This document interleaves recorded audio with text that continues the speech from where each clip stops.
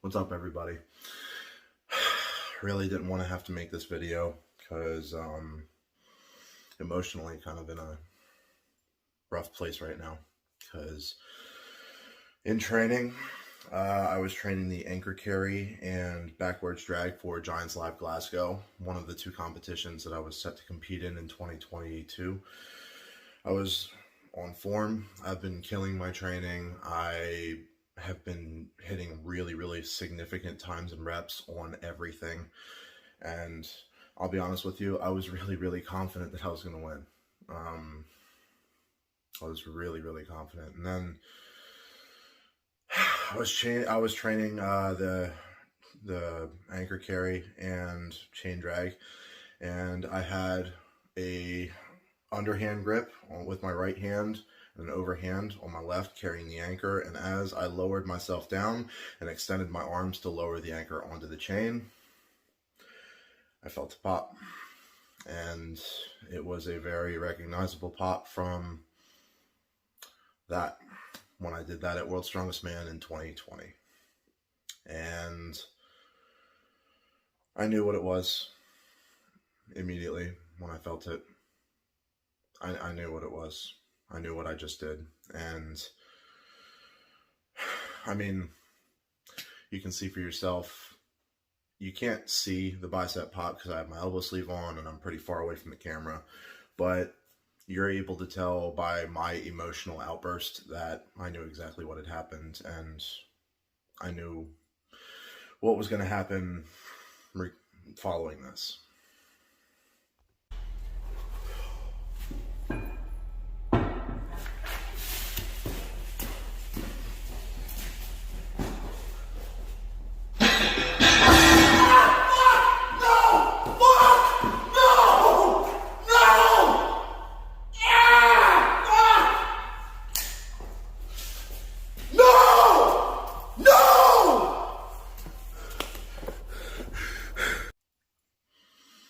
So yeah, as you can see, I was pretty devastated and still am. This year has not been a very good year for me, with being out of it at the Shaw Classic, going to the hospital for Cardiff, having a damaged shoulder for Royal Albert Hall, and then my episode with the anaphylactic shock at World's Strongest Man. This has not been a good year for me at all.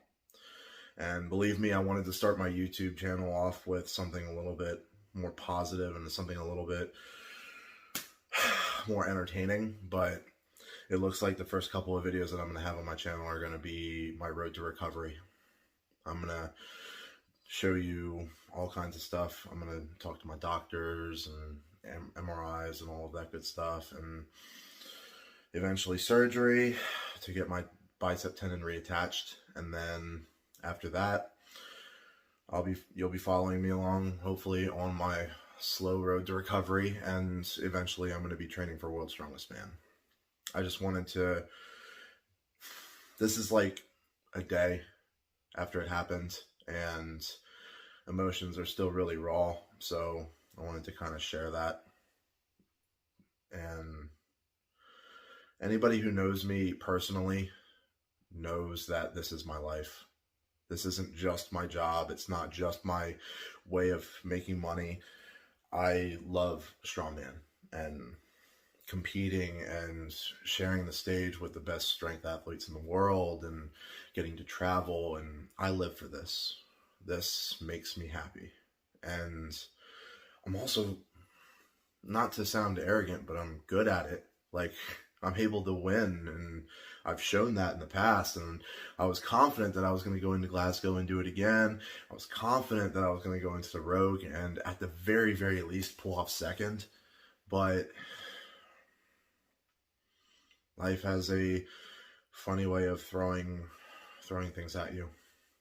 I look at this as a way to test my mental fortitude, because it wasn't easy the first time, and this time, now that I'm a little bit more established as a strongman and I had a decent amount going for me, it's not gone. It's just, it's hard because now I'm going to be spending the next couple of months on a shelf focusing on rehab and recovery, and getting myself ready for the next competition, which will be World's Strongest Man next year.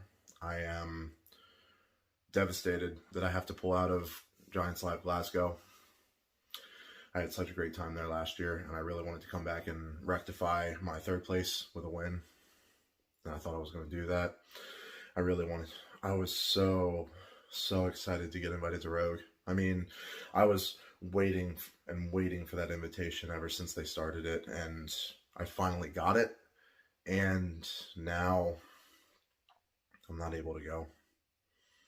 I am of the mindset where if I am not totally confident that I'm going to win a competition, like I know I'm able to win, then I don't see a point in going. And I'm not going to be able to win the Rogue or Glasgow with one arm. It's just how it is. So yeah, I'm going to start my YouTube channel off with a road to recovery and eventually training for World's Strongest Man, because I will say it right now, mentally I was in such a good place training, and I am going to make myself the best strength athlete in the world leading up to World's Strongest Man. You'll follow me through my training, my dieting, my everything. I dedicate my life to winning this title, and I'm going to. And you follow along, you'll watch me do it. So stay tuned. All right, so we are in the car on the way to Manchester. I am going to get an MRI at about 5 o'clock, and then about an hour later, I'm going to go over the results with the surgeon. I am in the car with these two lovely ladies who offered to give me a ride. Strangers. This is Alex, and that's Chloe. They're sweethearts, and I love them very much. But yeah, overall, I don't know if excited is the word that I would use, but it is what it is. So this is pretty much just the beginning of the journey to getting my bicep reattached, and then on the road to recovery. All right, so I just got out of the MRI, laying in a really fucking annoying position with my arm outstretched over my head for like half an hour, 40 minutes straight. It was a pain in the ass. I had headphones, which was nice, but all it reminded me was how much I appreciate Spotify, because I was in there for like 40 minutes and I maybe heard 3 songs. The radio is trash. It's just nothing but advertisements. But yeah, waiting for the doctor now, and it's got a nice collection of jerseys and shirts from rugby players and cricketers and a bunch of other fake sports athletes, and that's cool. So yep, but waiting to hear what the doctor says now. So, you have a complete rupture of your distal biceps tendon. It's torn off the bone, but it's not significantly retracted. It's retracted by about 1 or 2 centimetres. The options for treatment that we have are to leave it alone, but you will always have some weakness of rotating the arm. There's a small risk that you could have ongoing cramp in the biceps. The alternative is to fix it. And to fix it, we make a small cut just below the elbow. We retrieve the torn end of your tendon. We tie a little button onto the end of it and drill a hole through the bone and pull the button through the hole. And that keeps the tendon in place while nature does the rest and heals the tendon back.